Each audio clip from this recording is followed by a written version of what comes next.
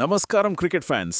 నిన్న ఉప్పల్ స్టేడియంలో జరిగిన Sunrisers Hyderabad versus Rajasthan Royals match highlights చూస్తే మైండ్ బ్లాక్ అవ్వాల్సిందే. డెబ్యూటెంట్ బౌలర్స్ విశ్వరూపం చూపిస్తారు అని ఎవరూ ఊహించలేదు.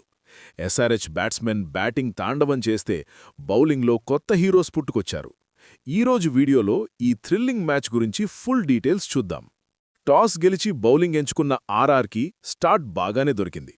జాఫ్రా ఆర్చర్ తొలి బాల్కే వికెట్ తీసి షాక్ ఇచ్చాడు.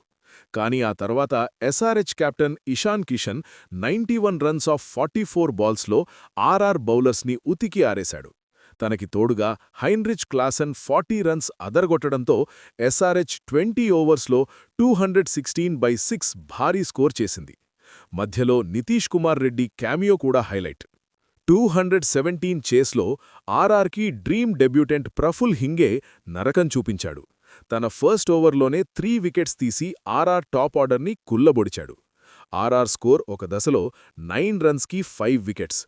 ఆ తర్వాత డానవెన్ ఫెరేరా 69 మరియు రవీంద్ర జడేజా 45 సెంచరీ పార్ట్నర్షిప్తో మ్యాచ్ని మడిపే ప్రయత్నం చేసిన ఇంకో డెబ్యూటెంట్ సకీబ్ హుసేన్ 4 వికెట్స్ తీసి ఆర్ఆర్ పనిపట్టాడు.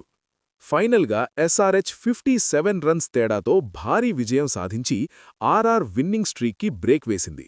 ప్లేయర్ ఆఫ్ ద మ్యాచ్గా ప్రఫుల్ హింగే నిలిచాడు. ఈ మ్యాచ్లో మీకు ఎవరి పర్ఫార్మెన్స్ నచ్చింది? కామెంట్ చేయండి.